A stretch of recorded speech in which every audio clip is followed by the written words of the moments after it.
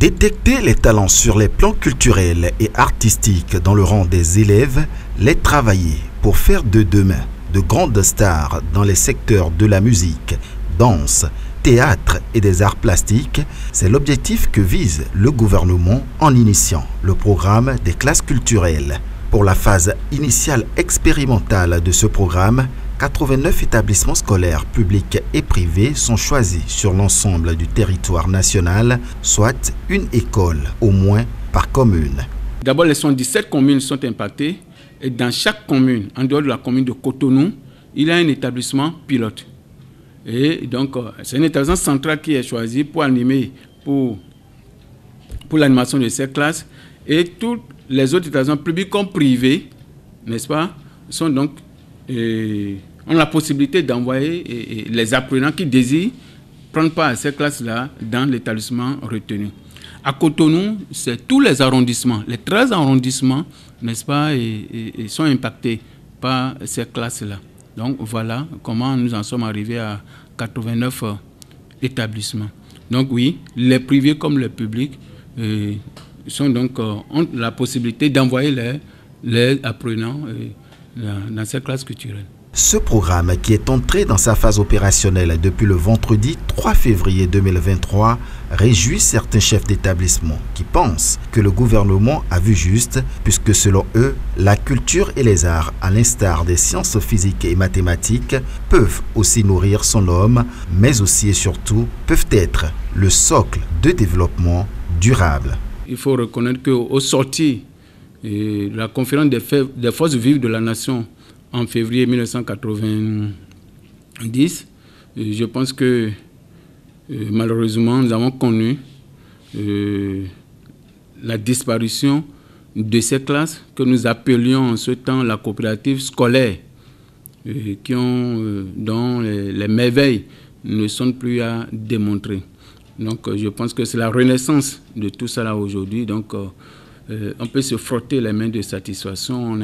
On est heureux de constater que oui,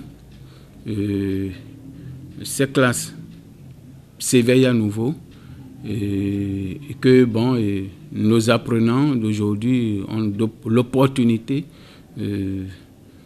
d'éveiller, de faire éclater en eux ce qui sommeille.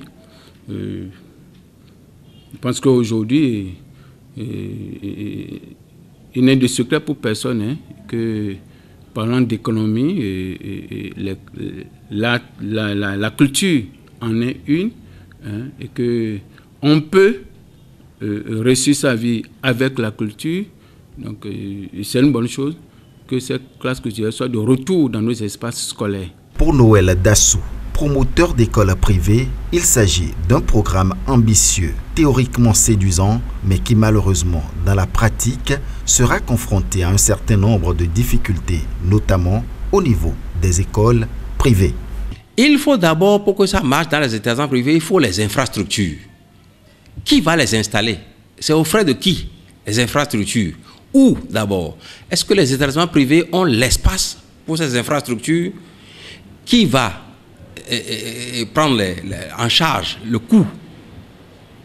Donc, c'est-à-dire un premier frein pour l'exécution de ce programme-là dans les établissements privés. Deuxième frein, tous les parents veulent que leurs enfants réussissent sur le plan scolaire, donc réussissent aux examens brillamment. Alors, l'emploi du temps ne laisse plus de marge de manœuvre. Les mercredis après-midi, c'est pour les TD et samedi aussi pour les TD, les après-midi pour le catéchisme pour les uns et les autres. Le dimanche, il faut aller à l'église, il faut laver les enfants doivent laver leur tenue. Et il n'y a plus de temps pour autant pour cela. Donc, la mission que les parents confient aux établissements privés, c'est de bien former les enfants et les amener à réussir. Maintenant, quel parent va accepter que son enfant soit retenu pour faire, en plus de l'emploi du temps qui est déjà officiellement là, faire 12 heures de temps, tout en sachant que c'est des matières qui ne sont pas prises en compte au cours des examens. La finance, l'autre réalité qui, selon Noël Dassou, peut constituer un frein pour la concrétisation des classes culturelles au niveau des établissements privés. L'établissement privé qui a déjà des problèmes financiers, problèmes fiscaux et tous les autres problèmes, est-ce que l'établissement privé est prêt à engager encore des gens pour ça, leur payer un salaire. Le salaire officiel, normalement, c'est 100 000 par encadreur. Et maintenant, un établissement privé, je doute fort qu'ils puissent payer tout ça et à tous les encadreurs et les déclarer, payer toutes les charges fiscales, sociales et sanitaires. C'est trop pour un établissement privé. Donc, c'est là où la réalisation de ce projet dans un établissement privé est déjà hypothéquée. Et pourtant, c'est un programme alléchant qui, à coup sûr, va révéler des talents dans le rang des élèves, comme d'autres programmes similaires l'ont déjà fait de par le passé, dit Michael Gmelo, directeur du CEG Begame. Nous avons déjà les preuves dans notre pays. Et les compatriotes sont là et les plus emblématiques, je vais nommer notre Viva international, Angélique Kidjo, qui heureusement a pris part ici. Les Dom Mentok et autres, tous sont pris par ici, ont été révélés par ce que nous appelions en son temps la coopérative scolaire. Donc aujourd'hui, c'est évident et c'est sûr que dans les années à venir, des élèves pourront, n'est-ce pas,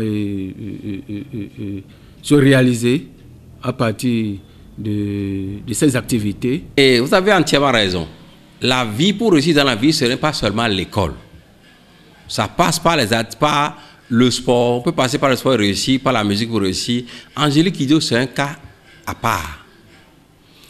Et Angélique Kidjo et beaucoup d'autres artistes qui ont émergé sur le plan musical, c'est parce que ils avaient déjà commencé à l'école, pas seulement à l'école, mais ils sont dans les chorales, dans les églises.